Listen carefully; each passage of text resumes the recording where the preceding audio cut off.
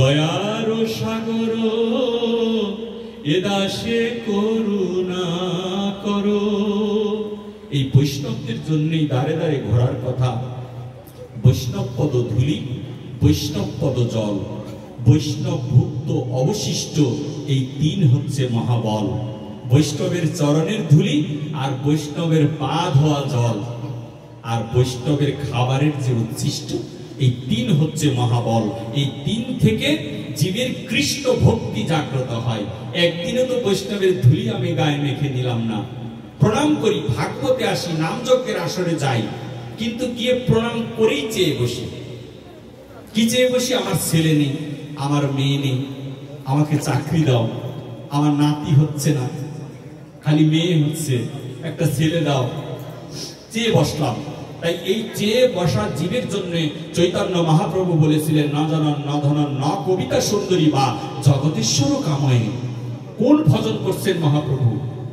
ন জনন ন ধনন, জন চাই না, জন্মানি ছেলে মেয়ে, জন চাই না, ধন চাই না। ন জনন ন ধনন ন কবিতা সুন্দরী, সুন্দরী রমণীয় চাই না। বাসুদেব কাময়ে, হে বাসুদেব তোমাকেও কামনা করি না। কত বড় ভজন শিক্ষা দেয় মহাপ্রভু। ভগবানকে কামনা করে না। এই কলির যুগের এই ভজন, হরিনাম, ভাগবত, এই মালাজপ, কীর্তন, ভাগবত আদি গ্রন্থ আদি পাঠ, এইগুলোতে এই শিক্ষা দেয় যে প্রভুকে, যে ভগবান, যে স্রষ্টা, তাকেও তিনি চায় না। বাসুদেব কাময়ে, বাসুদেবকে কামনা করি না। তাহলে কি চাও?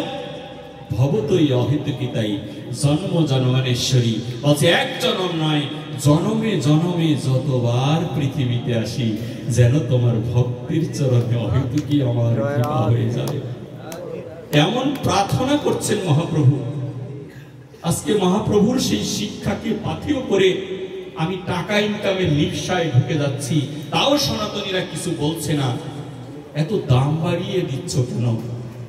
দামটা মাছ বাজারে গিয়ে করো না, দামটা জিনিস পণ্য কেনার সময় করো। ভাগবতে কেন দাম থাকবে? এত টাকা পয়সা জড়জাগতিক লেনদেনে। হ্যাঁ, ভাগবতে একটা মহামূল্য জিনিস নিতে আমরা আসি, সেটা হচ্ছে একমাত্র সাধু গুরু বৈষ্ণবের পদধূলি। এই ধূলিটা নেবার জন্য আসি। যে যাই বলুক, ওই ধূলি বিনে আর এই জীবের কোনো বাঁচার উপায় নেই।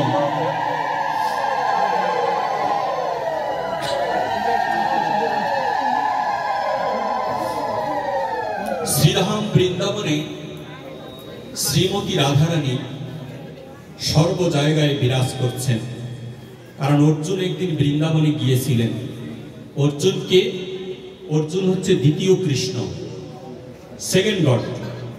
অর্জুনকে দ্বিতীয় কৃষ্ণ বললেও ভুল হয় না। সেই অর্জুন এত কিছু অর্জন করার পরেও তিনি বৃন্দাবনে গিয়ে দিশেহারা। অর্জুন দাঁড়ে দাঁড়ে ঘুরছে।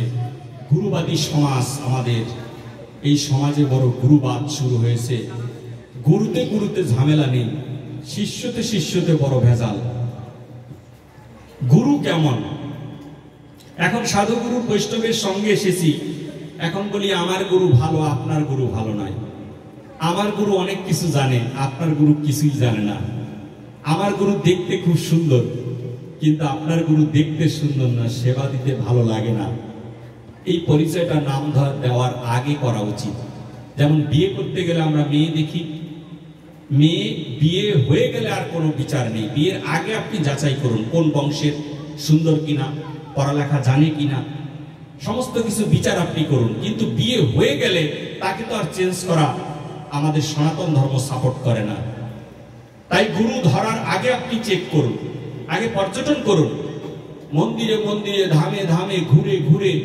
আপনার একটা কাপড় কিনবেন, 10টা দোকানে গিয়ে ঘুরে বেড়ান। স্বর্ণ কিনবেন, 20টা দোকানে ঘুরে বেড়ান। মোবাইল কিনবেন, 10টা দোকানে ঘুরে বেড়ান। এটা কয়দিন থাকে? যে জিনিসগুলো বললাম কয়দিন থাকে? 15 দিন, 20 দিন, 1 মাস, 2 মাস, 6 মাস, 1 বছর, 5 বছর। এর বেশি তো এই পণ্যগুলো থাকে না। তাই সেই 1-5 বছরের জিনিসটা কেনার জন্য এত ঘুরছি আমরা। আর 84 লক্ষ জনম, 80 লক্ষ জনই ভ্রমণ করে মনুষ্য জন্ম লাভ করেছি, ভাগবত প্রমাণ করেছে। সেই 84 লক্ষ জনম ভ্রমণে এসে 80 লক্ষ জন্ম শেষ হয়ে যাবার পরে দুর্লভ মানব জন্ম পেয়েছি, এত অপেক্ষার ফল, সেই ফলটা আমি কার হাতে তুলে দিচ্ছি আমি যাচাই করলাম না, কয়েকদিন পর আর তাকে আর আমার ভালো লাগে না। এ তো গুরু ত্যাগ করা তো অপরাধ, সেই অপরাধের সাথে আমরা যুক্ত হয়ে যাচ্ছি। গুরুদেবকে জিজ্ঞেস করে না, আমাকে বলেছিল, আমি নারায়ণগঞ্জে থাকি, আমাকে বলেছে যে গুরুদেব কালকে তো একাদশী চলে গেল, আপনি যে আজকে একাদশী করছেন।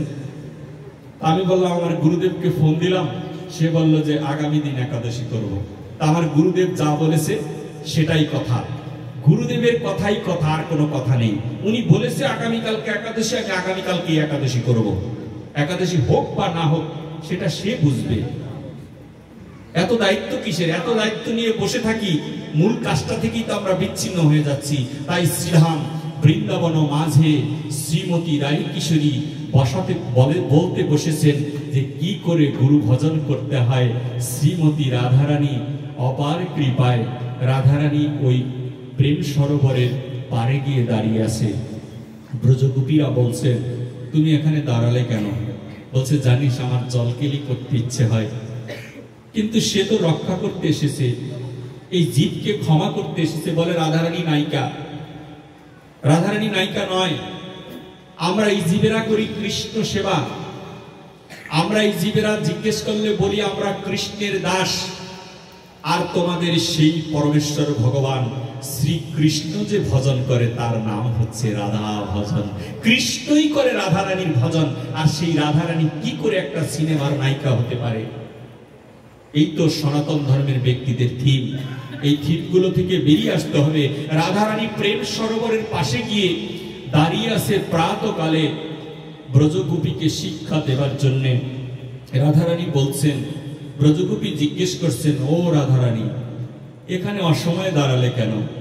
বলেছে, দাঁড়িয়েছি কেন জানো? আমার না জলকেলি করতে ইচ্ছে হয়, মনে হয় যমুনার জলে নেমে যাই। বৃন্দাবনে তো যমুনা নদী, মনে হয় যমুনার জলে নেমে যাই। ব্রজগোপীরা অষ্টসখীরা কেঁদে কেঁদে বলছেন, এই সময় কেউ যমুনায় নামে? বলেছে, কেন? যমুনায় নামলে কি হবে? আসো না সকলে মিলে যমুনায় একটু জলকেলি করি। জলকেলি করবার জন্য ঝাঁপ দিয়ে যমুনা মায়ের বক্ষের মধ্যে অমৃতময় সেই শ্রীমতী রাধা রানী পড়ে যায়। যখন পড়ে যায়, যমুনা মা খুশিতে জোর হাত করে মায়ের চরণে রাধারানীকে বলছেন, আমার কত ভাগ্য, তুমি আমার বক্ষে এসেছো। শত দেব দেবতা মুনি ঋষিরা আমার বক্ষে আসে, আমার এত আনন্দ হয় না, কারণ ভগবান তো দেব দেবতা মুনি ঋষিদের ভজন করে না, ভগবান তোমার ভজন করে, তাই তুমি আজকে আমার পক্ষে নেমেছো। রাধারানী, তোমার চরণে একটি প্রাপ্তি ছিল। বলেছে, কি চাই বলো? যেহেতু তোমার পক্ষে নেমেছি, তুমি যা চাইবে আজকে তোমাকে আমি তাই দান করে দিব। তখন যমুনা মা কেঁদে কেঁদে রাধারানীর চরণে বলেছিল, আমারই বোন নাম হচ্ছে গঙ্গা, এই গঙ্গা নবদ্বীপে প্রবাহিত হবে, কিন্তু গঙ্গা কখনো তোমার স্পর্শ পায়নি। ওই গঙ্গা মা কেঁদে কেঁদে আমাকে বলেছিল যে তোর পক্ষে শ্রীকৃষ্ণও স্নান করে, তোর পক্ষে রাধারানীও স্নান করে, তোর কত ভাগ্য, তাদের পদধূলি তোরা তুই পেয়ে গেলি, কিন্তু আমিও নদী হয়ে আমি কখনো পদধূলি পেলাম না। শ্রীমতী রাধারানী বললেন, আগত কলির যুগে রাধা কৃষ্ণের মিলিত তনু চৈতন্য মহাপ্রভু হয়ে আমি নবদ্বীপে যাচ্ছি। সেই দিন ওই গঙ্গার নদীতে মহাপ্রভুর চরণ যেদিন রাখবে, সেই দিনই ওই গঙ্গাও একদিন যমুনাতে পরিণত হয়ে যাবে, সেই দিনই তোর সেই পরম আনন্দ লাভ করতে পারবি। রাধারানী এই বলে জলকেলি খেলছে। তাকে তো সবাই দেখতে পায় না, ব্রজগোপীকে সবাই দেখতে পায় না। একজন দুষ্ট সাধু ছিল। সাধু তো কখনো দুষ্ট হয় না, কিন্তু সে দুষ্টামি করত, এটাও তার একটি ভজন হতে পারে। সেই সাধু ওই প্রেম সরোবরের পাশে দাঁড়িয়ে আছে, দাঁড়িয়ে বললে একটু স্নান করে যাই, কিন্তু জানতো না ওই সময় যে রাধারানী ওইখানে স্নান করছে। ওই সাধু এক কর্নার দিয়ে নেমে গেল। সাধুর শিষ্যটা বলল, বাবা তুমি যেহেতু নেমেছো, আমিও এই সরোবরের মধ্যে একটু নামতে চাই। বলছে, তুই নামবি?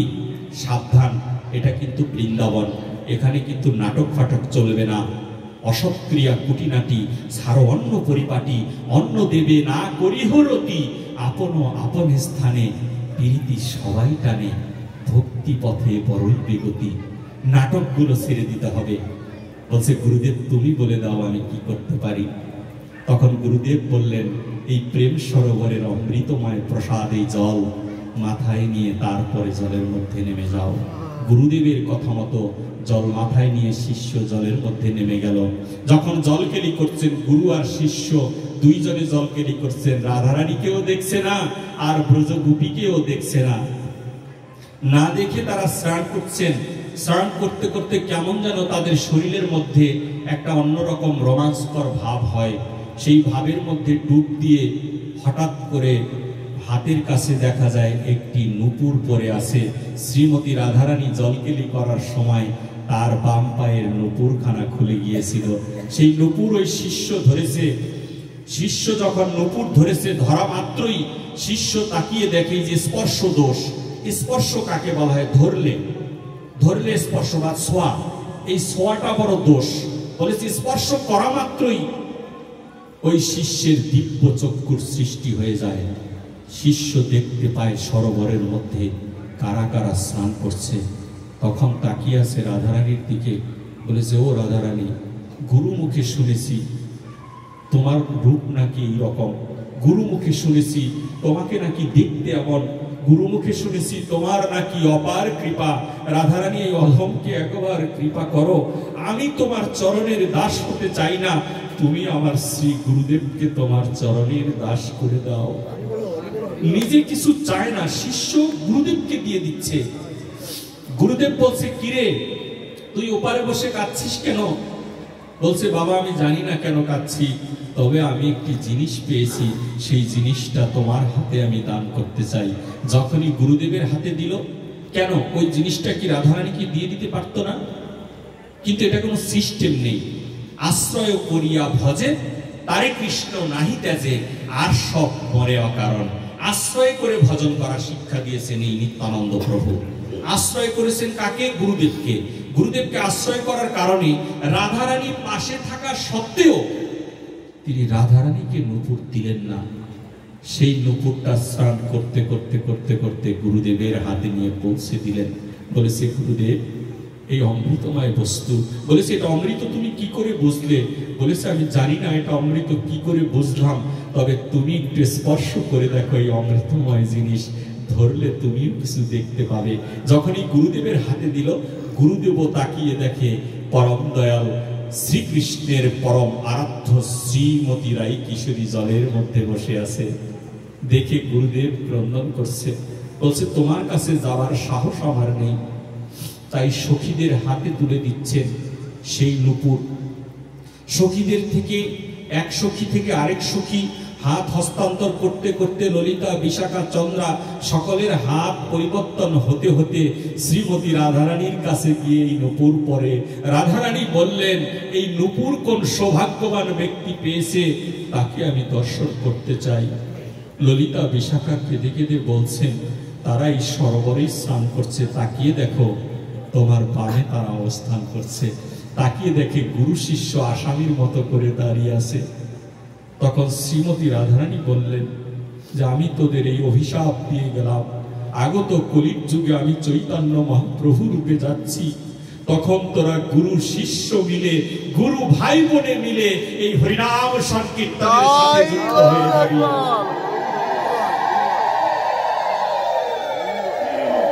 এটা রাধারানীর অপার দান।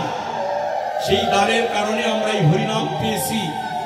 আজকে গুরুতে শিষ্যতে ডিভাইডেশন তৈরি হয়েছে। গুরুদেব যেখানে বসে শিষ্য এখানে বসতে পারবে না। গুরুদেবের চেয়ে পরম বন্ধু এই কলির জীবের আর কারো হতে পারে না। গুরুদেব হচ্ছে বন্ধু। সেই বন্ধু যদি হয় তাহলে বন্ধুর সাথে তো সম্পর্ক থাকবে, কিন্তু গুরুদেবের সাথে সম্পর্ক থাকে না। কেন? বলে আমাকে আলাদা আসন দিচ্ছি, আলাদা বসন দিচ্ছি। হ্যাঁ এইগুলো দিব, কিন্তু মনের দিক থেকে গুরুদেব হচ্ছে আমার প্রিয় বন্ধু, যে গুরুদেব আমাকে সঠিক ঠিকানায় নিয়ে যাবে। আর এখন এই গুরুবাদী সমাজ অমুক গুরু অমুক গুরু অমুক গুরুর কাছে যাও, এই করেই আমাদের সাধুসঙ্গ ধ্বংস হচ্ছে। কারণ আমরা তো গুরু ভাই বোন হতে পারি না। গুরু ভাই বোন ছাড়া বৈষ্ণব সঙ্গে এসে কোনো লাভ নেই। আপনার গুরু যদি আমি গুরু জ্ঞানে দেখি, আমার গুরুদেব যদি আপনি গুরু জ্ঞানে দেখেন, তাহলে আপনার আমার সম্পর্ক হয় গুরু ভাই বোন। আর গুরু ভাই বোনই একমাত্র সাধুগুরু বৈষ্ণবের সঙ্গ করা যায়, যেটা শিকাগো শহরে গিয়ে স্বামী বিবেকানন্দ প্রমাণ করেছিলেন। শিকাগো শহরে বক্তব্য দিতে গিয়ে স্বামী বিবেকানন্দকে বলা হয়েছিল যে আপনার সময় খুবই সীমিত। সীমিত সময়ের জন্য স্বামীজি দাঁড়িয়েছিলেন। স্বামীজির প্রথম বক্তব্যের প্রথম কথা, এইখানে অনেক যুবক যুবতী রয়েছেন, আপনারা এগুলো জেনে যান, না হলে সমাজে আপনারা হীন হয়ে যাবেন। স্বামীজি শিকাগো শহরের প্রথম বাক্য নিঃসরণ হয়েছিল কণ্ঠ থেকে। স্বামীজি যখন গিয়েছিলেন তখন তাকে ওই ঘরে ঢুকতে দেওয়া হয়নি, ওই মিটিংয়ে স্বামীজিকে ঢুকতে দেওয়া হয়নি। স্বামী বিবেকানন্দকে বলা হয়েছিল গেটের বাহিরে দাঁড়িয়ে থাকো, আর স্বামী বিবেকানন্দ বাইরেই দাঁড়িয়ে আসিলেন। কিন্তু প্রহরী স্বামীজিকে কি দেখেছে সে জানে না, ঘরের দরজাটা খুলে দিল। স্বামীজি চলে গেলেন ভিতরে। বলেছে কি করে ঢুকলে? প্রহরীকে বলছে তুমি গেট ছাড়লে কেন? বলেছে আমি গেট কেন ছেড়েছি সেটা আমি জানি না। এক মহারাজ আমার সামনে আসলো, আর ওনাকে দেখে আমার হিতাহিত জ্ঞান নেই, গেটটা খুলে দিলাম, আর উনি হেঁটে হেঁটে ভিতরে চলে গেলেন। এটা আমার জীবনে একটি প্রমাণ হয়েছিল, কারণ আমি প্রমাণে বাস্তবে খুব বিশ্বাসী। থাইল্যান্ডে যখন ভাগবতে গেলাম, গিয়ে মন্দির ঘরের সামনে দাঁড়ালাম, ব্যাংককের মন্দিরে দাঁড়ানোর পরে আমাকে ঢুকতে দিচ্ছে না। করোনার পরে পরে তো লেখা আছে বহিরাগত প্রবেশ নিষেধ, আমাকে ঢুকতে দিচ্ছে না, বলছে না ঢোকা যাবে না। তখন স্বামীজিকে মনে পড়লো যে এই বিদেশের মাটিতে এসে তুমি কি করে নাম বিলালে, তুমি কি করে এই হরিনামের কথাগুলো তুমি বলে গেলে, তোমার সনাতন ধর্মের জাগ্রত হবার বাণী তুমি কি করে বিলালে? ঘরেই তো ঢুকতে পারছি না, বাকি কথাগুলো কি করে বলবো? বাইরে দাঁড়িয়ে আছে, হঠাৎ করে আমার পকেট থেকে মোবাইল বের করে ভাগবত পাঠের একটা ছবি, আমারই একটা ছবি, ওই সিকিউরিটিকে আমি দেখিয়েছিলাম যে আমি হচ্ছি এই ব্যক্তি, আমি এই কাজের জন্য তোমার এইখানে এসেছি। সেই লোকটা দেখা মাত্রই তার কান দুটো আগে হাত দিয়ে ধরলো, ধরে বলছে আই এম এ স্নেক, মানে আমি সাপ। আই এম এ টাইগার, বলছে আমি ব্যাঘ্র। কেন? যে তোমার মতো একজন ব্যক্তিকে আমি আটকিয়ে দিয়েছি, আমাকে তুমি ক্ষমা করো প্রভু, তুমি কৃপা করে ভিতরে চলো। এত বড় ক্ষমতা, সেই ক্ষমতাটাকে আমরা বিশ্বাস করতে চাই না। স্বামীজি ভিতরে গেলেন, স্বামীজি ভিতরে যাওয়ার পরে স্বামীজিকে মাইক দেওয়া হলো, স্বামীজিকে অল্প সময়ের জন্য দেওয়া হয়েছিল। স্বামীজি সর্বপ্রথম মুখ দিয়ে বাক্য বের করেছিলেন, ডিয়ার সিস্টার অ্যান্ড ব্রাদার। এই সিস্টার অ্যান্ড ব্রাদার কথাটা বলার কারণে হাতে তালির ক্লাব ছিল 20 সেকেন্ড পর্যন্ত, যেটা আজও পর্যন্ত কোনো মিটিংয়ে হয়নি। তখন জিজ্ঞেস করেছিল সাধু, সিস্টার আর ব্রাদার বললে কেন? এখানে তো কাকিমাও থাকতে পারে, এখানে তো ঠাকুমাও থাকতে পারে, মাসিও থাকতে পারে। তখন স্বামী বিবেকানন্দ বলেছিলেন, আমরা সনাতনীরা এক স্রষ্টাকে বিশ্বাস করি, সে হচ্ছে পরম পিতা, আর সে যদি পিতা হয় তার সন্তান আমরা সকলে ভাই বোনই পরিচয় হয়। তাই আমরা বলেছি ডিয়ার সিস্টার অ্যান্ড ব্রাদার। এই ভাই বোন যদি না হয়, গুরু শিষ্য যদি এক না হয়, তাহলে এই ভাগবতে এসে কোনো লাভ হবে না। ভাগবতে আসছি আর যাচ্ছি, নামযজ্ঞে আসছি আর যাচ্ছি, এই তো চলছে সনাতনীর অবস্থা। সেই বৃন্দাবনেশ্বরী অত মহা কৃপা, দেখা মাত্রই কৃপা করে দেয়। সেই কৃপাটা বৃন্দাবন ছেড়ে নবদ্বীপে চলে এসেছে। কেন? কারণ কলিকে তিনি ধন্য করবেন। কৃষ্ণ কেন গৌর হলো? কৃষ্ণ গৌর হওয়ার কারণ কি? কৃষ্ণ তো রামচন্দ্র হবে, রাজার ছেলে। কৃষ্ণ তো শ্রীকৃষ্ণ হবে, রাজার ছেলে। কৃষ্ণ তো নারায়ণ হবে, কৃষ্ণ জগন্নাথ হবে। কৃষ্ণ কেন মহাপ্রভু রূপে নবদ্বীপের মাটিতে আবির্ভূত হলেন? কৃষ্ণ সেই কথা আমাদের চৈতন্য চরিতামৃত গ্রন্থতে আলোচনা করেছেন। বলেছে 3টা বাসনা আমার পূর্ণ হয়নি বৃন্দাবনে। কি কি বাসনা? আমি দেখতে কেমন, আমাকে পেলে জীবের কি হয়, আর আমাকে পাওয়ার পরে এই জীবের কি ভাব হয়, এইটা দর্শন করার খুব বাসনা। তখন ললিতা বিশাখা বৃন্দাবনে বলেছিল, এইটা যদি পেতে হয় তুমি ভগবান হয়ে পারবে না, তুমি ভক্ত হয়ে নবদ্বীপে গেলে একমাত্র এই জিনিস দেখতে পাবে। কারণ ভক্তরা কেন কৃষ্ণের জন্য কাঁদে সেইটা কোনো ভক্তই জানে না। আজকে আমি অসুস্থ শরীরে আপনাদের কাছে কেন এসেছি আমাকে এই প্রশ্ন করলে আমি উত্তর দিতে পারবো না। শুধু একটাই জানি যে আপনাদের সঙ্গ বড় মধুর লাগে, আপনাদের চরণ ধুলির বড় গন্ধ পাই। যেই পদধূলির জন্য জীবের দ্বারে দ্বারে ঘুরে বেরিয়েছেন আমার শ্রীমান চৈতন্য মহাপ্রভু। ভগবান হয়েও আজকে আপনাদের বটবাড়িতে এসেছি। আমাকে এই ব্রিজের এইখানে বিশাল অভিবাদন দেওয়া হয়েছে। তখন শুধু আমার চৈতন্য মহাপ্রভুকে মনে পড়েছে আমার নিতাইকে। কারণ নিতাই যখন হরিনাম বিলাতেন তখন আমার নিতাইকে দূর দূর করে ওরা তাড়িয়ে দিয়েছে। আমার নিতাইকে এক গ্লাস জল পর্যন্ত দান করা হয়নি। মহাপ্রভুকে বলেছিলেন ওকে দেখতে বড় সুন্দর, কিন্তু মাকান ফল, ভিতরটা হচ্ছে কালো।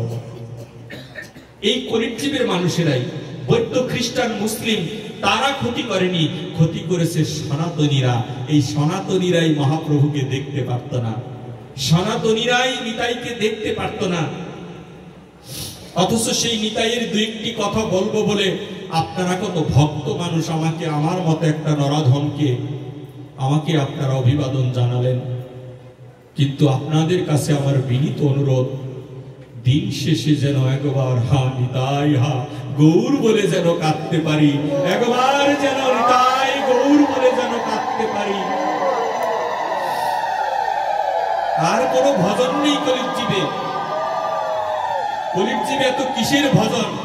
শুধু দিনান্তে হা নিতাই হা গৌর বলে ডাকা প্রয়োজন, আর কোনো কিছুরই দরকার হবে না আপনার। এই স্মরণটা বড়ই দরকার। এই ভাগবতে এসেছি এই জন্য, এই স্মরণটা খুব দরকার। স্মরণ নেওয়া।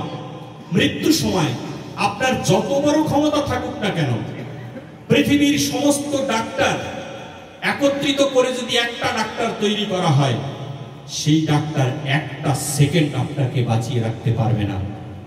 আপনারা জীবনীগুলো পড়ে দেখেন। আপনারা মহানায়ক উত্তম কুমারের নাম শুনেছেন। উত্তম কুমার যেদিন মারা যায় সেদিন কয়েকশো ছবিতে সিগনেচার করা ছিল। ইন্ডিয়ার সবচেয়ে বড় লস হয়েছে ওই দিন, যেদিন উত্তম কুমার মারা যায়। হাড়ের ডাক্তারকে ডেকে বলেছিলেন, ওনার নাম ছিল ভগবান, ওনাকে ভগবান দাস বলে বলতো সবাই, গেলেই ভালো হয়ে যায়। হাড়ের ডাক্তারকে ওই প্রডিউসাররা এসে বলছে যে ডাক্তার বাবু আর একটা মাসের জন্য বাঁচিয়ে দেন, অনলি 1 মান্থ। এই একটা মাস যদি উনি বেঁচে থাকে তাহলে হাজার হাজার বিলিয়ন ডলার এই ইন্ডিয়ার জন্য বেঁচে যাবে। প্রচুর ছবিতে সিগনেচার করা। ভগবান দাস বললেন যে হ্যাঁ, আমি একটা বার নয়, শুধু ওনাকে 4 বার বাঁচিয়ে দিয়েছি। এই পর্যন্ত 4 বার স্ট্রোক হয়েছে, 4 বার উত্তম কুমারকে বাঁচিয়েছি, কিন্তু আমি তো একবার শুধু বাঁচাতে পারলাম না। তাতে কি হয়েছে? এই একবারটা কেউ রক্ষা করতে পারবে না। মৃত্যু অবধারিত। মৃত্যুকে সাথে নিয়ে আমাদের চলা প্রয়োজন। শুধু একটাই প্রার্থনা বৈষ্ণব চরণে, যেন মৃত্যু সময় যেন মধুমাখা হরিনাম স্মরণে থাকে, যেন মৃত্যু সময় হা রাধে বলে যেন কাঁদতে পারি, মৃত্যু সময় যেন হা নিতাই হা গৌর বলে যেন কাঁদতে পারি। যদি এইরকম মৃত্যু কারো হয়, চৈতন্য মহাপ্রভুর চ্যালেঞ্জ বলেছেন, ভাগবতে যদি কিঞ্চিত পরিমাণ সময় কেউ অপেক্ষা করে, হরিনামের আসরে যদি কেউ ক্ষণকাল অপেক্ষা করে, আমি সচিমাতা সন্তান কথা দিয়ে গেলাম, ভব নদীর পার ঘাটায় গিয়ে অনন্তকাল বসে থাকবো তোদেরকে রক্ষা করার জন্য। এত মূল্য এই ভাগবতের। অথচ সেই ভাগবতে সে আজে বাজে কথা শুনি, ভাগবতে সে আন কথা শুনতে হয়, ভাগবত আর কীর্তনে এসে বাদাম আর চিপসকে সময় পার করে দেই। যেই ভাগবতের আসরে আর কেউ না থাকলেও চৈতন্য মহাপ্রভু থাকবেন বলে কথা দিয়েছেন চৈতন্য ভাগবত গ্রন্থে।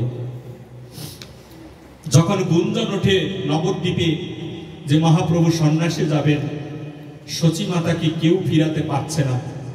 সচিমাতা পাগলিনী, চৈতন্য ভাগবত গ্রন্থ থেকে বলছি, একটু পড়ে দেখবেন। বলছে, আমি পাগল হয়ে যাব নিমাই, তুমি হরিনাম করবে, ওই বাইরে গিয়ে তো হরিনামটাই করবে, সেইটা আমার গৃহে বসে কর না বাবা। আর নিমাই বলেছে, মা তুমি যদি আটকে দাও তাহলে তো আমার আর বৈষ্ণবের সঙ্গ করা হবে না। শুধুমাত্র বৈষ্ণব সঙ্গ করব বলে, বৈষ্ণবের চরণ ধুলি গায়ে মেখে নিব বলে আমি চৈতন্য মহাপ্রভু রূপে এসেছি। যেখানে সাধুগুরু বৈষ্ণবের সঙ্গ হবে, যেখানে হরিনাম কীর্তন হবে, অমনি আসরের মধ্যে বৈষ্ণবের পদ ধুলি মাঝে আমি গড়াগড়ি দিয়ে যাব। তুমি আমাকে বৈষ্ণব ধুলি মাঝে নিয়ে যাবে। মহাপ্রভুর ঠিকানা, মহাপ্রভুর বাড়িতে শিবাসঙ্গনে মহাপ্রভু বেশি থাকতেন। শিবাসঙ্গনে নরনারায়ণ এবং নরনারায়ণের ভাই ছিল মুকুন্দ। এই নরনারায়ণ এবং মুকুন্দ দুই ভাই শিবাসঙ্গনে গিয়েছিল। শিবাসঙ্গন কেমন? মহাপ্রভু শ্রীবাস ঠাকুরকে বলেছে, জীব তো আমাকে ডাকতে পারবে না, তাহলে তোমাকে কি করে পাবে? তবে আমি বলে দিচ্ছি, শ্রীবাস যদি কেউ আমাকে ডাকে, এসো শ্রীবাস অঙ্গনে মধুর কীর্তনে, এসো হে প্রেমেরি গৌরা। যদি শ্রীবাসের মুখে কেউ ডাকে, আমি সেই আসরে চলে যাব। ওই আসরে যদি চণ্ডালও থাকে তাতে কিছু হবে না, আমি গিয়ে ওই চণ্ডালও যদি কৃষ্ণ বলে ডাকে তার পদধূলি গায়ে মেখে নিব। এ হেন ভগবান এই যুগে নয়, কোন যুগে কোনোদিন লাভ করতে পারবো না। মহাপ্রভুর বাড়িতে গেলেন নরহরি, বাড়িতে গেলেন মুকুন্দ। দুই ভাই বহু দিনের প্রার্থনা, বহু দিনের বাসনা। মুকুন্দ বলেছে বহু জন্মের বাসনা, জন্ম জন্মান্তরে কোনো ভজন করতে চাই না। মুকুন্দ বলেছে শুধুমাত্র মহাপ্রভু তোমাকে দর্শন করতে চাই, তোমাকে একটু দেখেই আমার মনের বাসনা পূর্ণ হয়ে যাবে। আর নরহরি বলেছে, মুকুন্দ এই অমৃতময় রূপ মহাপ্রভুর যে রূপ, এই রূপ তো রাধা রূপ, এই রূপ সহজে দেখতে পাবি না রে ভাই। তাহলে চল সংসার ত্যাগ করে দুই ভাই মিলে, শুনেছি ওই শ্রীবাস অঙ্গনে চৈতন্য মহাপ্রভু রয়েছে, সেই শ্রীবাস অঙ্গনে গিয়ে যদি একটু আড়াল থেকেও দেখতে পাই তবুও মানব জীবন ধন্য হয়ে যাবে। মহাপ্রভুকে দেখার এত বাসনা, অপার বাসনা নিয়ে, অপার কৃপা নিয়ে নরহরি আর ভাই মুকুন্দ দুই ভাই মিলে শ্রীবাস অঙ্গনে চলে যায়। আর আমাদের এই যুগে ভাই ভাই কি সম্পর্ক? এক ভাই আরেক ভাইকে মার্ডার করে দিচ্ছে। পিতা গুরু, মাতা গুরু, গুরু জ্যেষ্ঠ ভাই, আরেক গুরু আমার ভজনের গোসাই, আমার ভাই। মুকুন্দ বলছে, আমার ভাই তুমি চলো দাদা, নরহরিকে নিয়ে দুই ভাই মিলে সংসারের মায়া ত্যাগ করে শ্রীবাস অঙ্গনের উঠানে গিয়ে দাঁড়িয়ে হরিনাম কীর্তন করছে। হরে কৃষ্ণ কৃষ্ণ কৃষ্ণ হরে হরে, হরে রাম রাম রাম হরে হরে। এই মহানাম কীর্তন করছে। কীর্তন শ্রবণ করে ভাবের ঠাকুর, প্রেমের ঠাকুর শ্রীমতী রাধারানী রূপ ধারণ করে শ্রীবাস অঙ্গন থেকে শ্রীবাসকে বলছে, ওরে শ্রীবাস, তোর হাতে ধরি পায়ে পড়ি শ্রীবাস, তোর ঘরের দরজাটা একটু খুলে দে। বলেছে, প্রভু তুমি তো দরজা বন্ধ করে দাও। মহাপ্রভু দরজা বন্ধ করে করতেন রসাস্বাদন, অন্তরঙ্গ ভক্ত নিয়ে করতেন রসাস্বাদন, আর বহিরঙ্গ ভক্ত নিয়ে করতেন হরিনাম সংকীর্তন। বলছে, তুমি তো দরজা বন্ধ করো, আজকে কেন খুলে দেখতে বলছো প্রভু? বলেছে, আমার যে তর্স হইছে না। বলেছে, কারণটা কি? বলছে, কারণ হচ্ছে তোর ঘরের বাহিরে তাকিয়ে দেখ, আমার পরম ভক্ত হরিনাম করছে। যে জন হরিনাম করে সে আমার যে প্রাণের বান্ধব। বলেছেন মহাপ্রভু। শ্রীবাস বলছে, প্রভু গেটের দরজা বন্ধ, তুমি কি করে জানলে যে এই বাড়িতে ভক্ত আগমন হয়েছে? মহাপ্রভু বললেন যে ভক্ত আগমন, ভক্তরা যখন রাস্তা দিয়ে হেঁটে যায় তখন ভক্তের চরণের যে স্পর্শ, ওই ভক্তের চরণের যে পায়ের যে ভার, সেই ভারটা যে আমার হৃদয়ে লাগে, আমার হৃদয়ে পাড়া দিয়ে দিয়ে ভক্তরা সাধু গুরু বৈষ্ণবের সঙ্গে আসে। তাই তো এই সাধু গুরু বৈষ্ণবের সঙ্গে এত দাম। যখন শ্রীবাস ঠাকুর ঘরের দরজা বন্ধ করা দরজা, শ্রীবাস সেদিন আর সিটকানি খুলতে যায়নি। শ্রীবাস লাথি মেরে ঘরের দরজা খুলে দিলেন। খুলে তাকিয়ে দেখে দুই ভক্ত দাঁড়িয়ে হাতে তালি দিয়ে হরিনাম কীর্তন করছে। আর মহাপ্রভু উন্মত্ত হাতির ন্যায়, বলছে উন্মত্ত পাগলের মতো করে ঘরের দরজার সম্মুখে দাঁড়িয়ে আছে। বলছে শ্রীবাস শুনে যাও। বলছে বলো প্রভু। বলছে এই দুইজনের দুইটা নাম আছে, একটা নরহরি আরেকটা হচ্ছে মুকুন্দ। বলছে আমি কি করে চিনবো কোনটা নরহরি আর কোনটা মুকুন্দ? চেহারা আবার একই রকম, চেহারার বেশি ঘাটতি নেই, দুই ভাই তো। তখন বলেছে তুমি শুধু গিয়ে বলবে আজকে থেকে নরহরিকে আমি আমার পার্ষদ করে নিলাম, আর ওই মুকুন্দকে আমি আমার পার্ষদ করব না। বলেছে কি বলো প্রভু, দুটি ভাই একই রকম একই ভাবে কীর্তন করছে, তুমি কেন মুকুন্দের প্রতি বৈরী ভাব? একবার মুকুন্দকে কৃপা করো। বলেছে না, মুকুন্দকে আমি কৃপা করব না, মুকুন্দকে গিয়ে বলো। তখন শ্রীবাস মহাপ্রভুর চরণে হাত দিয়ে বলছে ও প্রভু, আরে ও মহাপ্রভু, একবার কৃপা করে বলো না মুকুন্দকে কবে তুমি কৃপা করবে?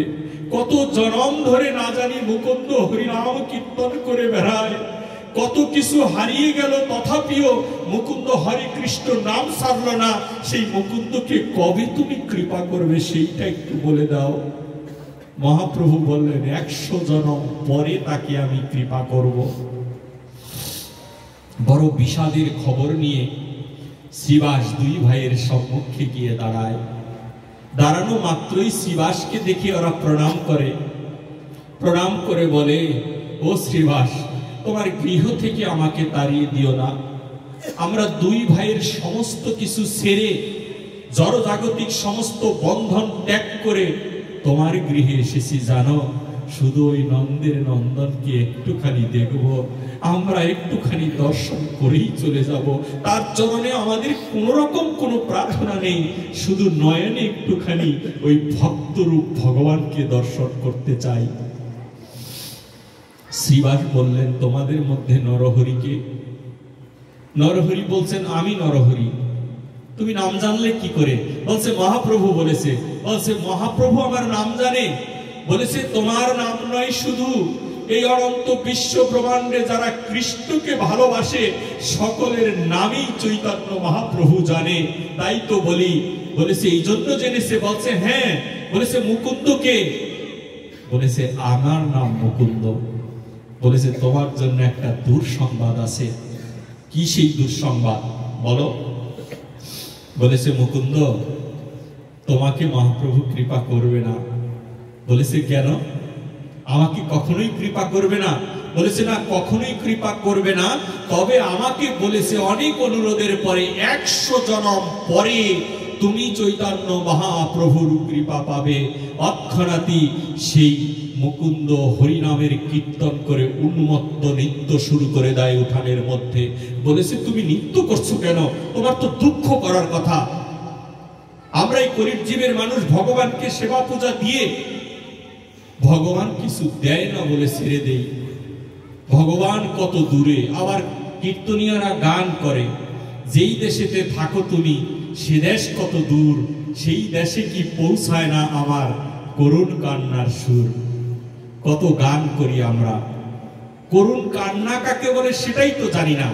করুণার সহিত যে কান্না, আমাদের এই কান্না কি করুণার সহিত হয়? আমি তো আমার নিজের জন্য কাঁদি, আমি তো আমার সংসারের জন্য কাঁদি, আমি প্রতিষ্ঠিত হবার জন্য কাঁদি, আমার সংসারের যাতে নাম হয় এই দেশে সেই জন্য আমি কাঁদি। ছেলে মেয়ে বউ পুত্র কত কিছুর জন্য কাঁদি। কিন্তু নবদ্বীপের বৈষ্ণবেরা সিদ্ধান্ত দিয়েছেন কাঁদতে কাঁদতে কাঁদতে যদি নয়নের জল শেষ হয় তাতে কোনো দুঃখ নেই, 2 ফোঁটা নয়নের জল নয়নে রেখে দিও। তোমার গৃহে যেদিন একজন বৈষ্ণবের আগমন হবে সেই দিনে বৈষ্ণবের চরণখানি ধুইয়ে দিও এই নয়নের জলে।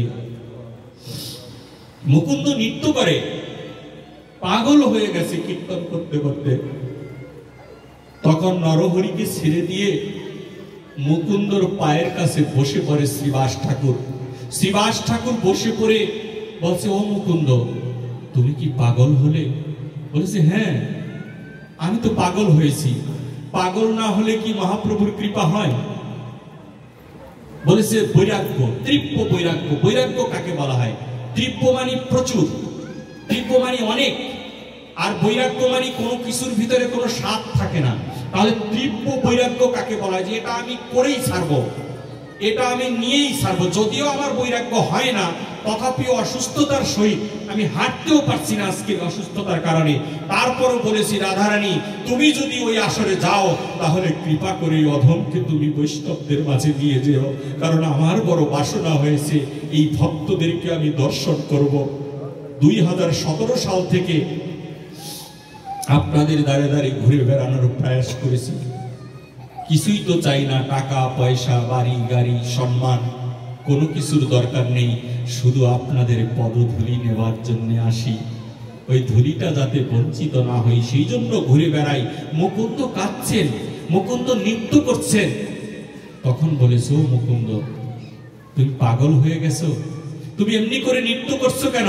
বলছে, কেন শ্রীবাস, তুমিই তো আমার আনন্দের কারণ। বলেছে, কিভাবে আনন্দের কারণ হলাম? বলেছে না, 100 জন্ম পরে আমি মহাপ্রভুর কৃপা পাবো।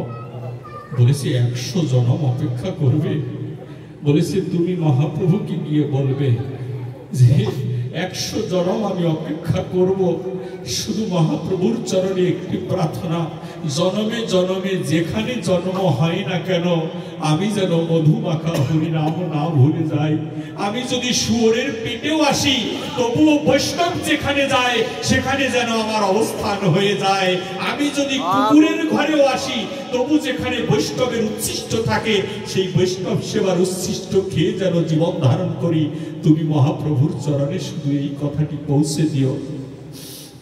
মহাপ্রভু এই দর্শন করে শ্রীবাস অঙ্গন থেকে অদূরে শ্রীবাস আর মুকুন্দ কথা বলছেন। মুকুন্দ পেশায় ডাক্তার ছিলেন। মহাপ্রভু এই কথা শ্রবণ করে একটা চিৎকার দিয়ে কৃষ্ণ কৃষ্ণ বলে শ্রীবাসের গৃহ ছেড়ে মহাপ্রভু এসে মুকুন্দকে জড়িয়ে ধরলেন। মহাপ্রভু বললেন, ওরে মুকুন্দ, আমি তোর জন্য এসেছি এই নবদ্বীপে।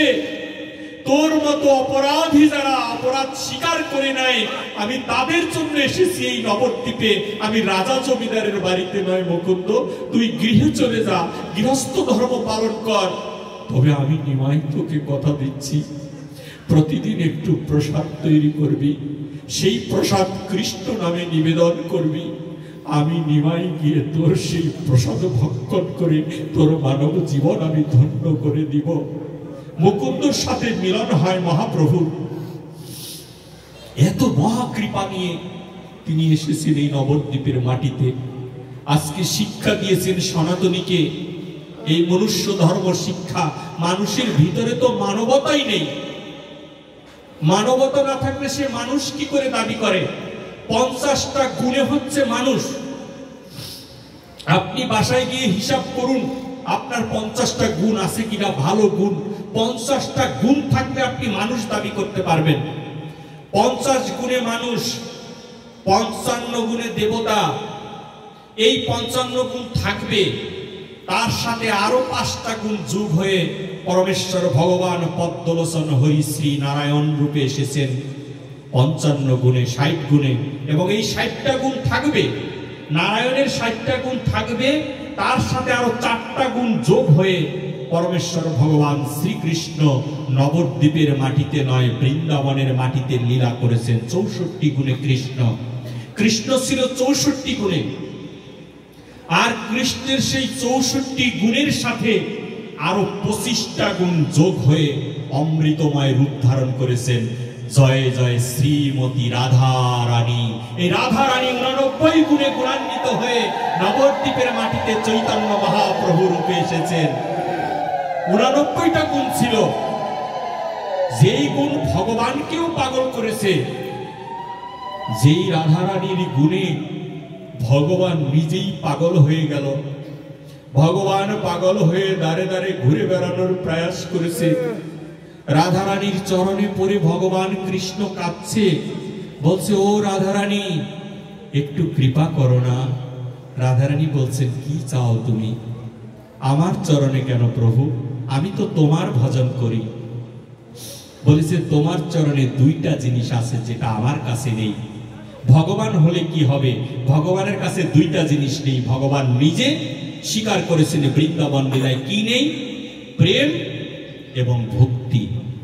প্রেম আর ভক্তি হচ্ছে ভক্তির সম্পদ, ভগবানের সম্পদ নয়। তাই সেই প্রেম ও ভক্তি সংগ্রহ করার জন্যে কৃষ্ণ রাধাচরণে কেঁদেছেন।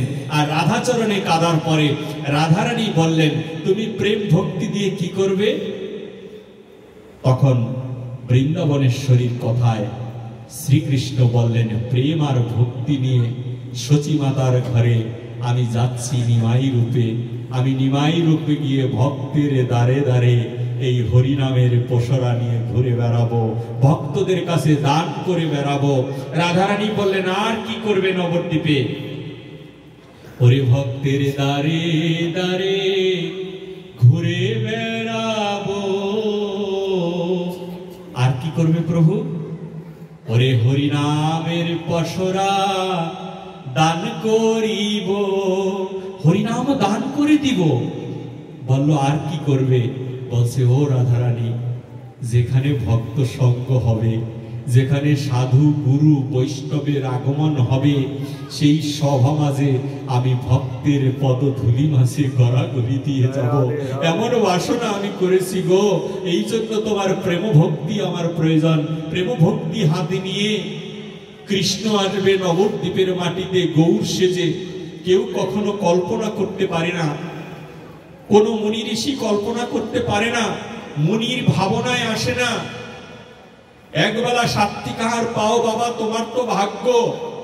তাই বলে উচ্ছন্নে যাওয়া জিত, তাই বলে মদ মাংস খাওয়া জিত, তাদেরকে অবহেলা করার তোমার কোনো অধিকার নেই। তার অমূল্যময় প্রমাণ হচ্ছে আমাদের জগাই মাধাই। কারণ জগাই মাধাই এহেন অপরাধ নেই করেনি। পতিতালয়ে জীবন, মদ্যপানে জীবন, পরনারী দর্শনে জীবন, সেই জীবনটাকে রক্ষা করার জন্যে চৈতন্য মহাপ্রভুর আজ্ঞায় আমাদের প্রাণের ঠাকুর নিতাই গিয়ে কৃপা করে দিলেন ওই পতিতালয়ের কীটটাকে। আজকে এই সমাজে আমি সাত্বিক আহার পাই, আমি খারাপ আহার যারা পায় তাদেরকে বড় ঘৃণা লাগে, তাদেরকে জড়িয়ে ধরতে ইচ্ছে করে না, তাদেরকে আলিঙ্গন করতে মন চায় না, তাদের সাথে কথা বললে মুখ ঢেকে কথা বলি।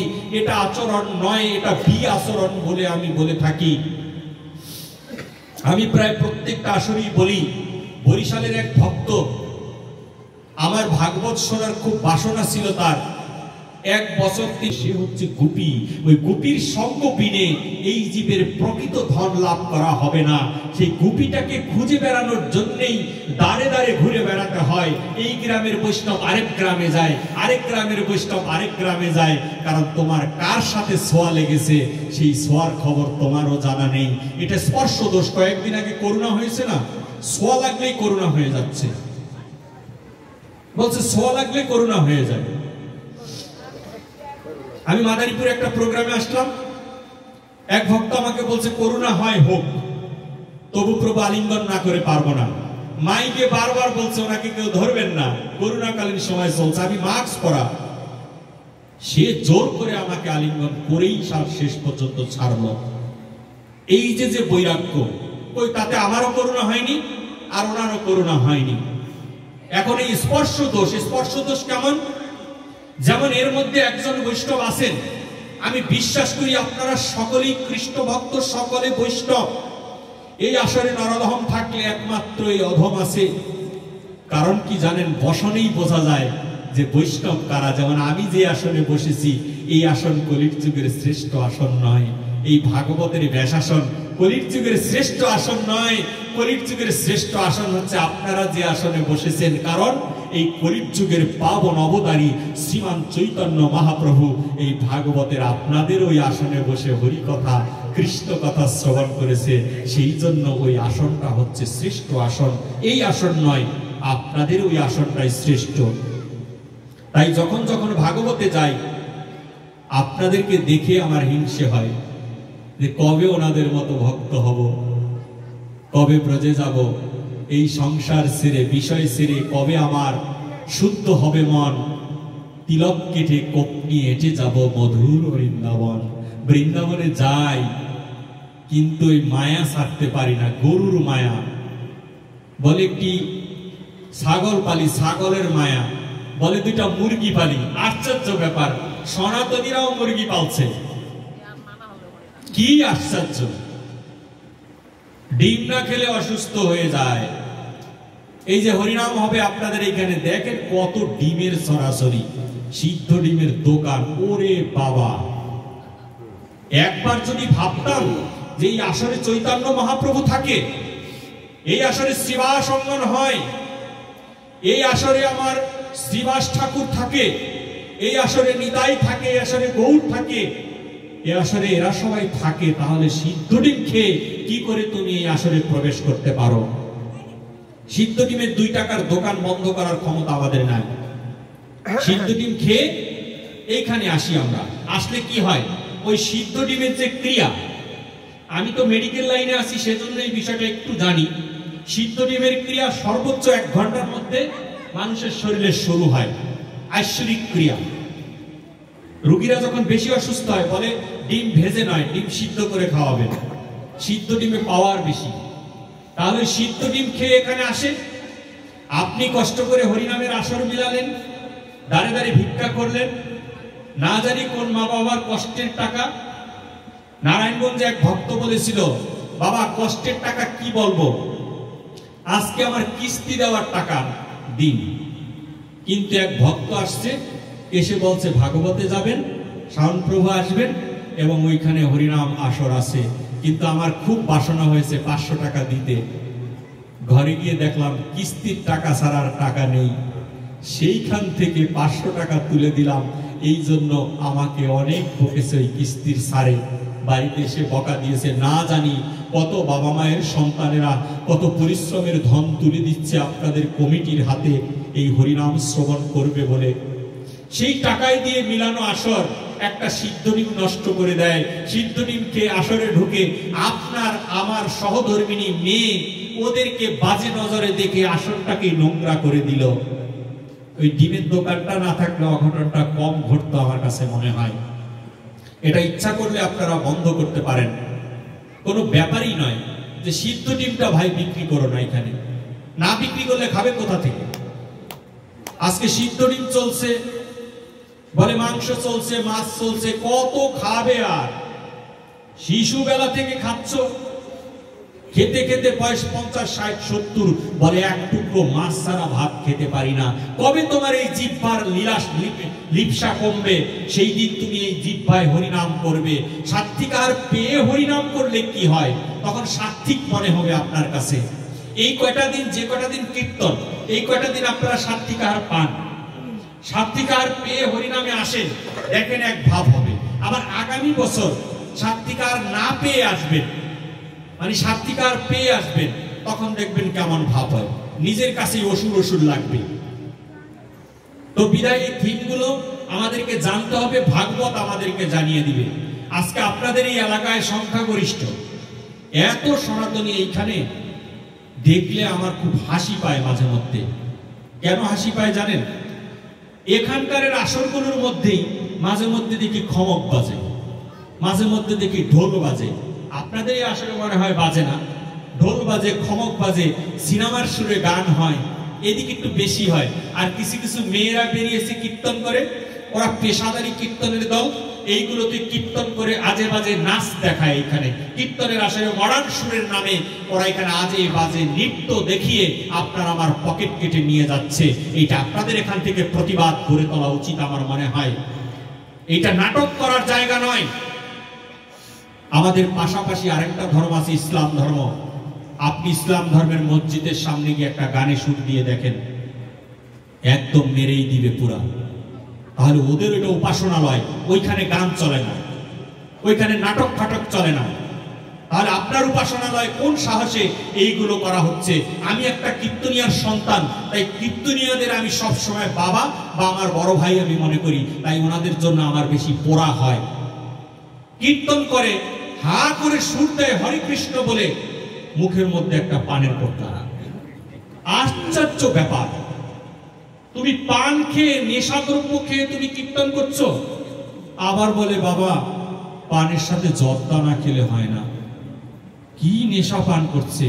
আসরে ঢুকবে তার আগে ওই দোকানের বাহিরে দোকানে দাঁড়িয়ে দাঁড়িয়ে সিগারেট ফুটছে, সে বিল দিচ্ছে। আবার আপনি আমি কীর্তনিয়াকে বিল দিচ্ছি, খুব ধর্ম হয়ে যাচ্ছে।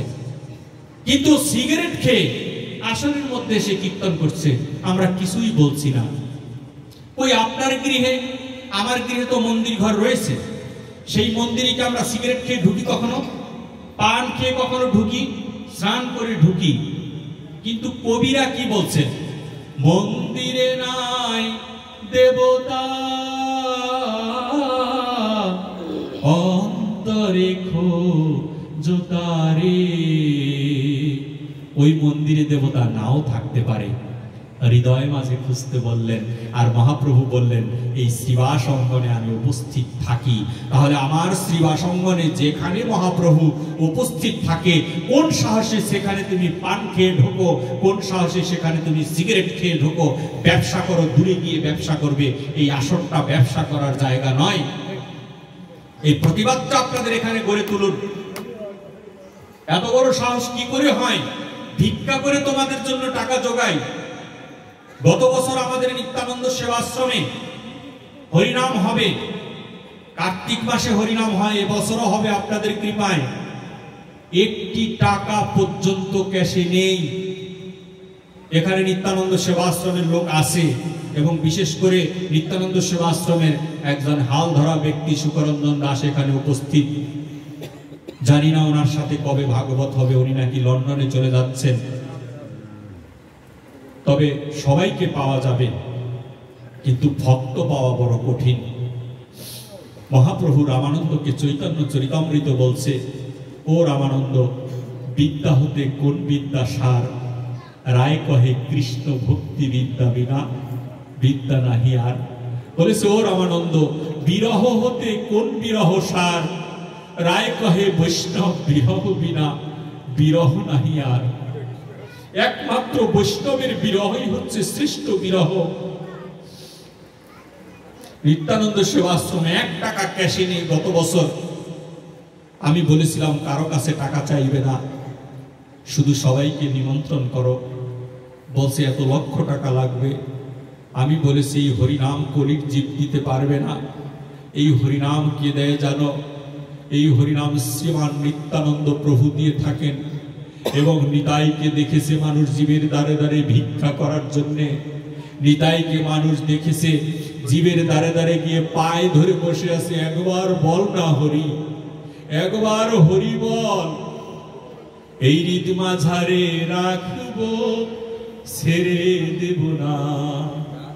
ছেড়ে দিলে সোনার গৌর আর তো পাবো না, ছেড়ে দেব না। এই হৃদয় মাঝে রাখবো, ছেড়ে দেব না। নিতাই আমার ভিক্ষা করতে করতে নবদ্বীপের মাটিতে ঘুরে বেড়ায়। ঘুরতে ঘুরতে নদীর পাড়ের গিয়ে তাকিয়ে দেখে একজন ধোপা সন্ধ্যাবেলায় কাপড় ধৌত করছে নদীর মধ্যে। ধোপার কাছে গিয়ে বলছে, ধোপা একবার হরি বলে ডাক। নিতাইয়ের মতো শুদ্ধ বস্তু, যেই নিতাই কখনো মহাপ্রভু বলেছেন নিতাই একমাত্র আমাকে বাজারে নিয়ে বিক্রি করতে পারে এবং বাজার থেকে কিনে আনতে পারে, তার নাম হচ্ছে নিতাই।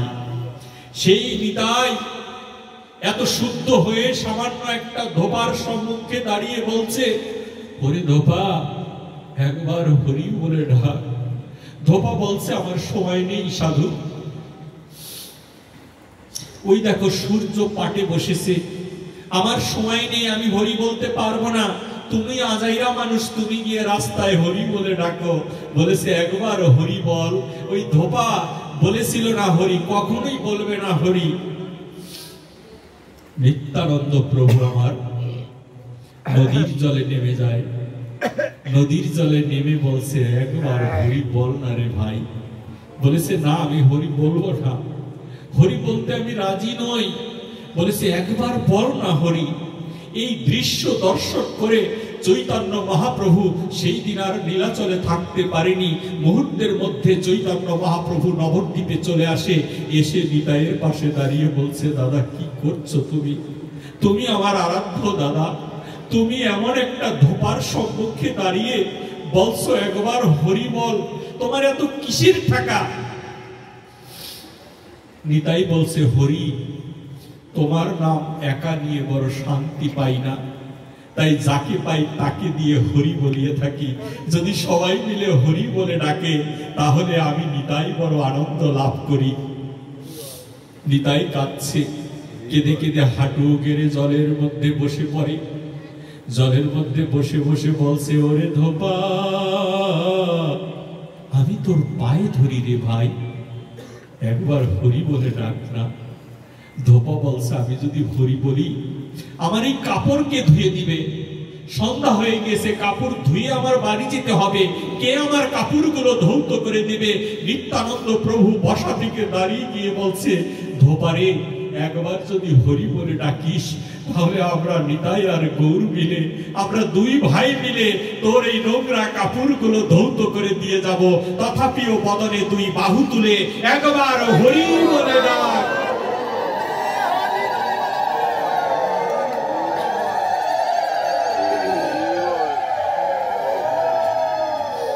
এই হরিনাম তো নিতাইয়ের হরিনাম।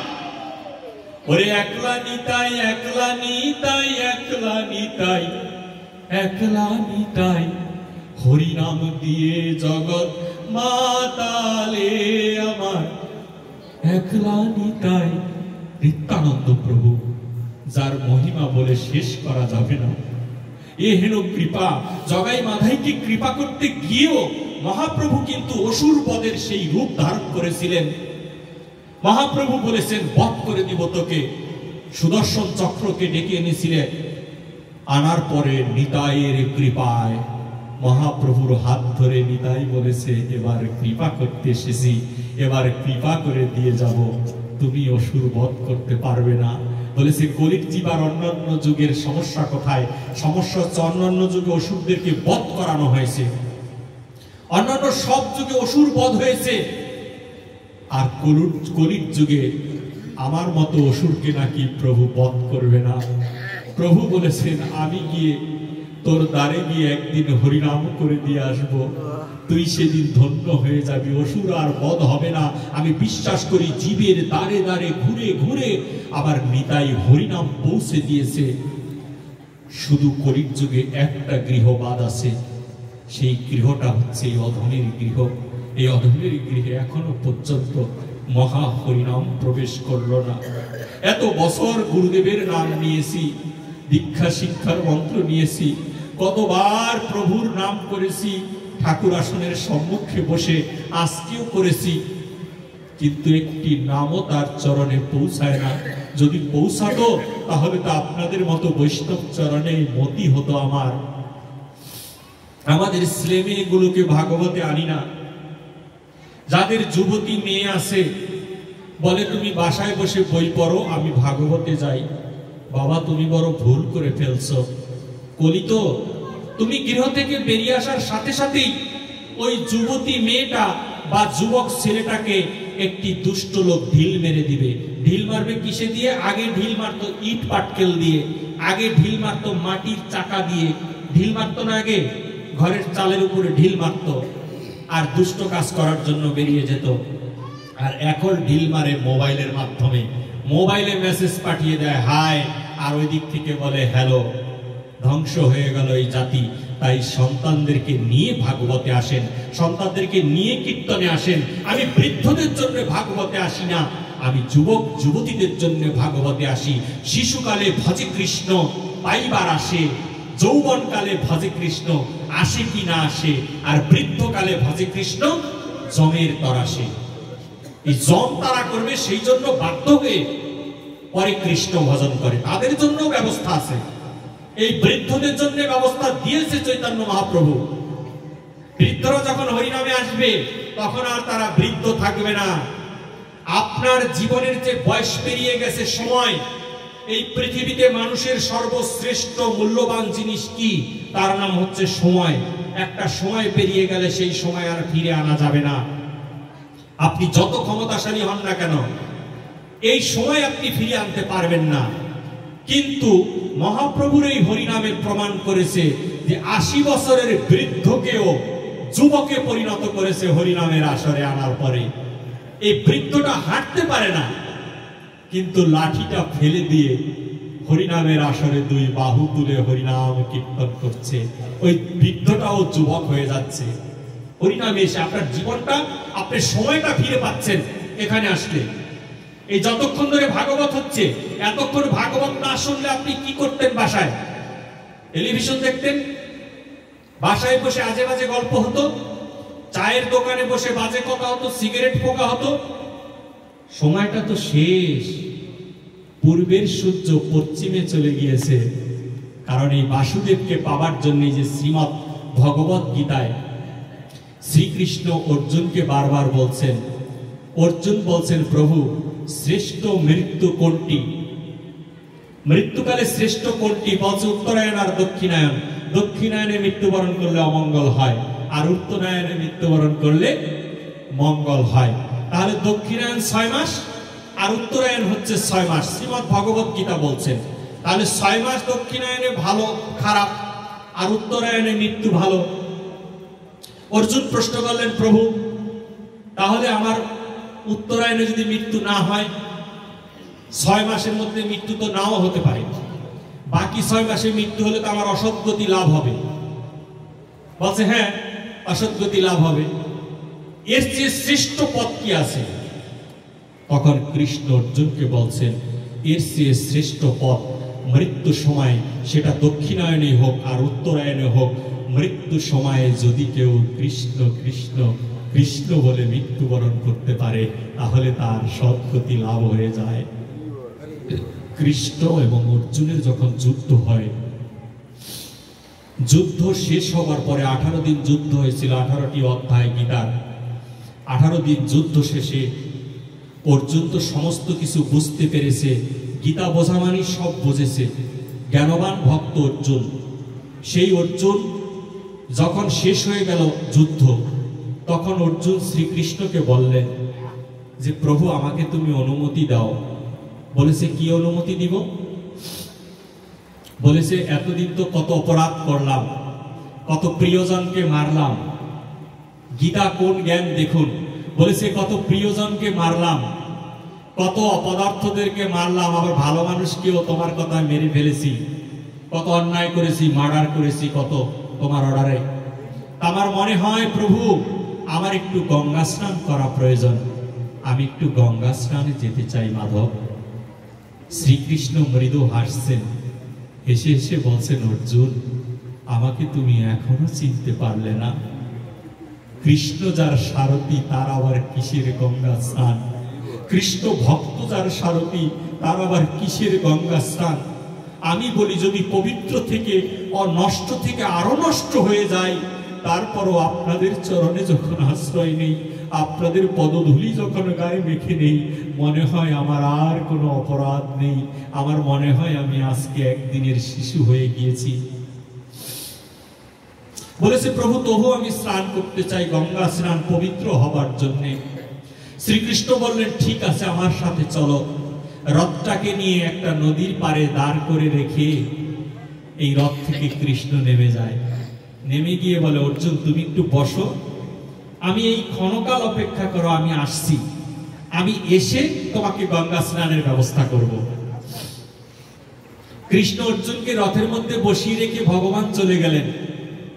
ভগবান চলে যাওয়ার পরে 1-2-5 মিনিটের মধ্যেই দেখে দুইটা ডোম একটা লাশ কাঁধে নিয়ে হরি হরি বলে ওই নদীর পাড়ে দাহ করতে আসে। নদীর পাড়ে দাহ করবে বলে আসে।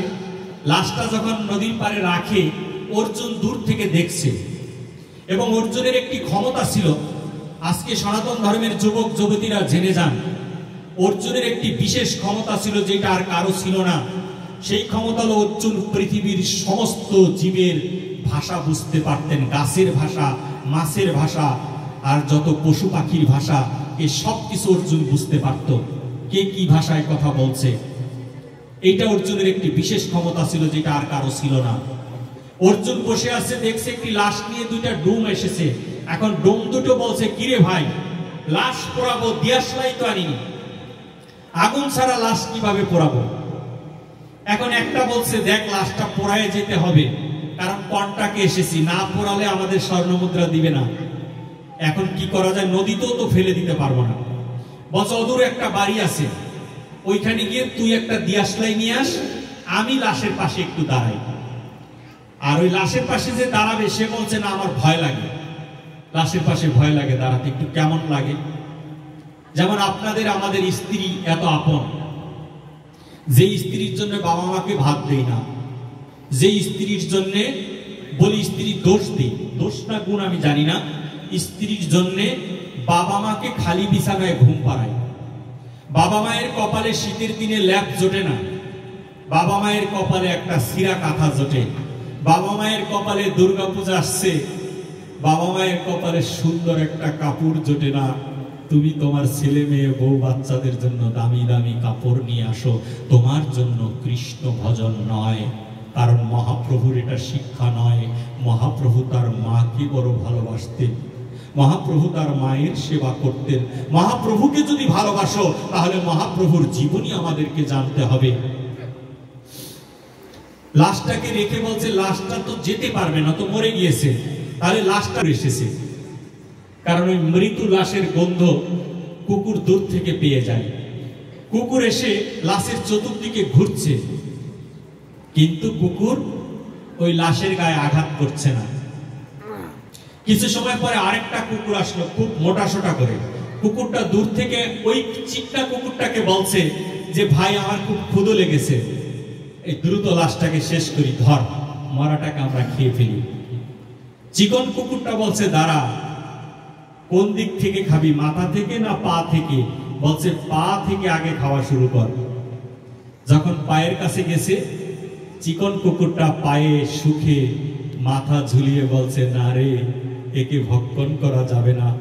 বলেছে কেন ভক্ষণ করা যাবে না? বলেছে অমৃতময় দুটি চরণ ভগবান দান করেছে, ওই চরণ দিয়ে কখনো এই লোক সাধুগুরু বৈষ্ণবের সঙ্গে যায়নি, ওর চরণ অপবিত্র হয়ে গিয়েছে, আর ওই চরণ কখনো ভক্ষণ করা যাবে না। একটু পরে বলছে হাত দুটো খা। বলছে হাত খাওয়া যাবে না রে, ওই বাহু দুটো উপরে দিয়ে কখনো একদিন হরি বলে ডাকেনি, ওই হাত দুটো অপবিত্র হয়ে গিয়েছে। বলেছে তাহলে বক্ষটা খা। বলেছে না, এই বক্ষ খাওয়া যাবে না। বলেছে কেন খাওয়া যাবে না? বলছে তাকিয়ে দেখো, এই বক্ষ দিয়ে কোনদিন একটা বৈষ্ণবের সাথে আলিঙ্গন করেনি, তাই তো এই বক্ষখানা অপবিত্র হয়ে গিয়েছে। বলে মাথাটা খেয়ে নে। বলছে মাথাও খাওয়া যাবে না, কারণ এই মাথা কখনো বৈষ্ণবের চরণে আত্মসমর্পিত হয়নি।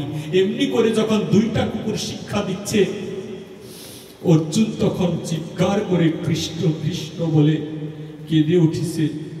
তখন তাকিয়ে কুকুর দুটো দেখতে পায় রথের উপরে একজন বসা।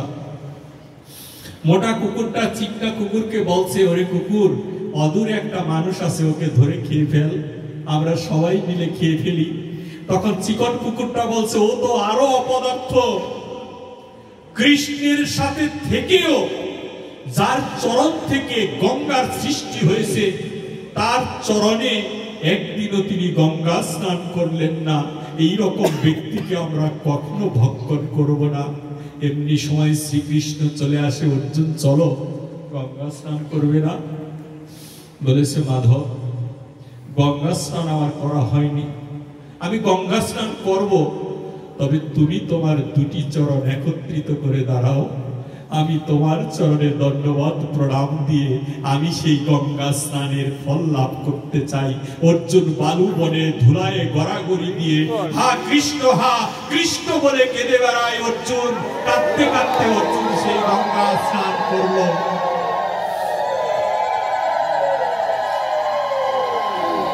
বলতে সাধন ভজন করব। অনেকেই বলে বাবা আজকে পূজা দিতে পারিনি, মালা জপ করতে পারিনি, ভাগবতে এখন যেতে পারবো না। তোমার শ্রেষ্ঠ ভজনালয় হচ্ছে ভাগবত। এখানে যদি একটা বৈষ্ণব হয়, যেমন গুরুদেবের কাছে কেন যায়? গুরুদেবের কাছে জিজ্ঞাসার জন্য যায়, কিন্তু গুরুদেবকে জিজ্ঞেস করি না গুরুদেব পরম পথ কোথায়, সেই পথের সন্ধান খুঁজে বেড়াই না। গুরুদেবকে সেবা করাই, গুরুদেবের পা টিপে দেই, গুরুদেবের পায়ে তেল দিয়ে দেই, টাকা নেই ধার করে গুরুদেবের জন্য ধুতি পাঞ্জাবি কিনে দেই, কিন্তু পরম পথের কথা জিজ্ঞেস করি না। একদিনও গুরুদেবকে বললাম না আমার মনের ময়লা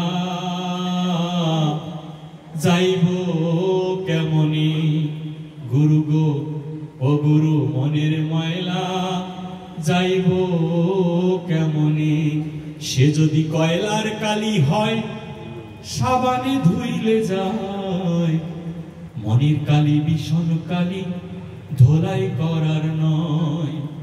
সে যদি কয়লার কালি হয় সাবানে ধুইলে যায়, মনের কালি বিষণ কালি ধোলাই করার নয়। ও তোর মনের ময়লা দূর না হইলে, ও তোর মনের ময়লা দূর না হইলে মিলবি কেমনে তার শনি, তার শনি এই মনের ময়লা যাইব কেমনি। এই মনের ময়লা দূর না হলে তার সাথে মেশা যাবে না। আর সেই মনের ময়লা দূরীভূত করার জন্য অন্যতম কর্ম হচ্ছে সাধুগুরু বৈষ্ণবের সঙ্গে আসা। বৈষ্ণব সঙ্গে এসে বৈষ্ণবদের পদধূলি যেই দিন আমরা গায়ে মেখে নিতে পারবো, সেই দিন আমাদের মনটা মার্জন করা হয়ে যাবে। এই যে আমরা যেমন বাবা মা মারা যায় শ্রাদ্ধাদি করি, 11 দিন 15 দিন 1 মাস, কত লেটেস্ট পদ্ধতির শ্রাদ্ধ। শ্রাদ্ধ শব্দের অর্থই তো জানি না। শ্রাদ্ধর সংক্ষিপ্ত বাংলা হচ্ছে শ্রদ্ধা। তাহলে শ্রদ্ধা কার প্রতি করব? যেই আত্মাটা এই সংসার থেকে বিদায় নিয়েছে, দেহের প্রতি নয়। আপনার এত সাদের স্ত্রী বলে একটা রাতও আমার স্ত্রী পাশে না থাকলে আমার ঘুম হয় না। তাই সেই স্ত্রীর ভেতর থেকে যখন প্রাণ পাখিটা বেরিয়ে যায়, 2 মিনিটের মধ্যে আপনি কি তার পাশে থাকতে পারবেন? মাত্র 2 মিনিট। যে এখন মরে গিয়েছে আমার স্ত্রী, আমি তার পাশে শুয়ে থাকবো, সম্ভব নয়। স্বামী মরে গেলে স্বামীর পাশেও শুয়ে থাকা স্ত্রীর সম্ভব নয়। আমরা গৃহ থেকে বেরিয়ে এসেছি, আসতে যেতে যদি প্রাণ পাখি বেরিয়ে যায়, আমরা যাকে গৃহ বলছি সেই গৃহ আর আমাদের ঢুকানো হবে না। ওই বাইরে একটা মাদুল বিছিয়ে শুয়ে দিবে, বলবে এটা লাশ। কি নিয়ে এত অহংকার করি? কোটি কোটি টাকা, বিলিয়ন বিলিয়ন টাকা নিয়ে ঘুরে বেড়াই। বাইরে থেকে এক ভক্ত আমাকে বলছেন, শম্ভুনাথ নাম, ফরিদপুরে বাড়ি। উনি আমাকে বলছেন, প্রভু আপনারা যে কর্মটি করছেন, যেতে আসতে তো ট্রান্সপোর্ট খরচ হয়, যেমন মামা একটি গাড়ি কিনেছে ভাগবতের জন্য, উনি ভাগবতে নিয়ে আসে গাড়ি করে, কত শখ। উনি বলছে টাকা যা লাগে আমি দিব, তবু আপনাদের সাথে আমাকে একটু রাখেন। বিদেশ থেকে আমার পাঠ শোনেন নেটে। আমি বলেছি আপনি দূর থেকে বাসনা করেছেন, এতেই আপনার চিরমঙ্গল হবে। আজও পর্যন্ত দিতে পারেনি। কি হবে এত টাকা দিয়ে? এত অর্থ ঘরের মধ্যে রইল, বাবার শ্রাদ্ধই তো হয় না।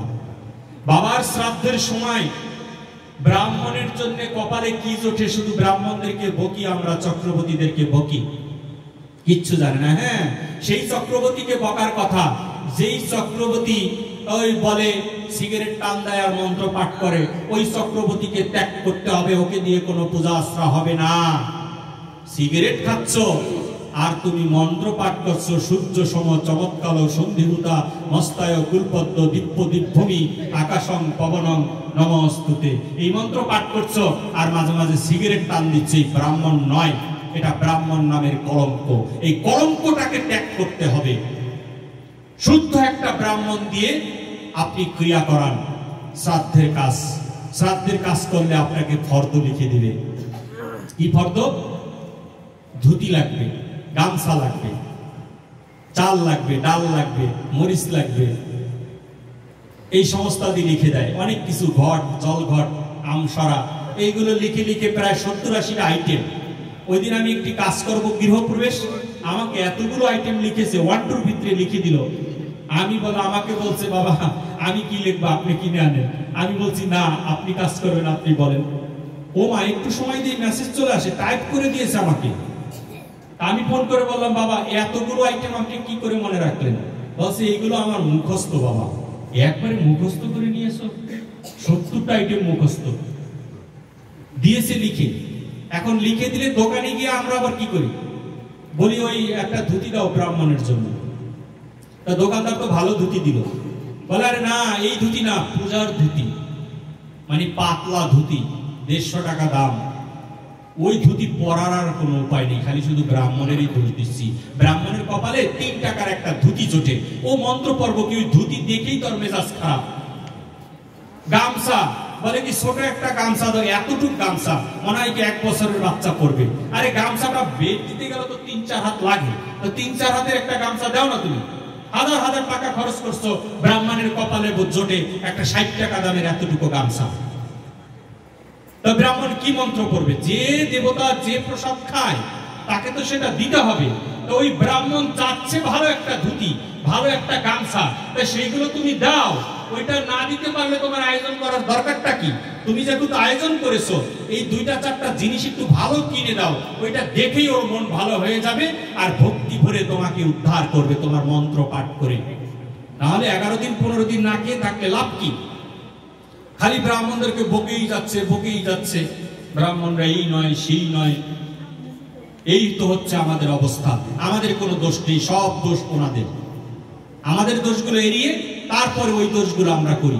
লিখে দেয় কি শ্রাদ্ধের কাজের মধ্যে বলে 5টা করি। আমি গ্রন্থাদি থেকে বলছি, পুরোহিত দর্পণ, 5টা করি লাগবে। এক ব্রাহ্মণকে জিজ্ঞেস করলাম, এই পাথরের করি দিয়ে কি হবে? চাল ডাল ভাই তোমার কাজে লাগবে। নারকেল 1 জোড়া, বলে ছোট নারকেল দাও, বাঁকা বাঁকা হয়ে আছে, ওই নারকেল বাজার থেকে কিনে আনে, বলে এইগুলো দাও।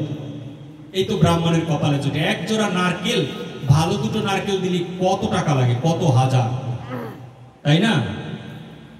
এবার সেইগুলো দিচ্ছি না। আমি জিজ্ঞেস করি, বাবা এই সব কিছু বুঝলাম, তুমি নিবে, বিল্লপত্র সব তোমাকে দিলাম, বিল্লপত্র অঞ্জলি দিয়ে তুমি মন্ত্র পাঠ করলে, এই পাথরের কড়ি দিয়ে কি হবে? বলছে পাথরের কড়ি লাগবে না। কেন লাগবে? বলছে কেন, ভবনদীর নাম শুনুনি? বলেছি হ্যাঁ, গ্রন্থাদিতে দেখেছি। তাহলে ভবনদী পাড়ি দিতে গেলে তখন তোমার বাবা বা তোমার মা কোন কড়ি দিয়ে পার হবে? এই কড়ি নৌকার মাঝিকে দিয়ে সে ভবনদী পার হয়ে যাবে। এটা সম্পূর্ণ মিথ্যে কথা। ভবনদী পার কখনো পাথরের কড়ি দিয়ে হওয়া যাবে না। ভবনদী পার হবার অন্যতম কড়ির নাম হচ্ছে সাধু গুরু বৈষ্ণবের পদধূলি। একমাত্র পদধূলি দ্বারাই ওই ভবনদী পার হয়ে যাওয়া যাবে। ওরে দাও হে ভক্তের পদধূলি, ওই ধুলি গায়ে মাখিয়া মাথায় মাখি দাও হে আমায় পদধূলি। আমি বহু জন্মের অপরাধী, দাও হে আমায় পদধূলি। জয় জয় নিতাই গৌর সীতানাথ পতি প্রেমানন্দে। হরি হরি বল মন, হরি বল। জয় জয় ভাগবত পতি প্রেমানন্দে, হরি বল মন। সাধু গুরু বৈষ্ণব পতি প্রেমানন্দে, হরি হরি বল মন, হরি বল। আজকের মতো ভাগবত এখানেই বিশ্রাম হলো, এবং আপনাদের যদি ইচ্ছে হয় তাহলে সবাই মিলে একটু হরিনাম কীর্তন করব।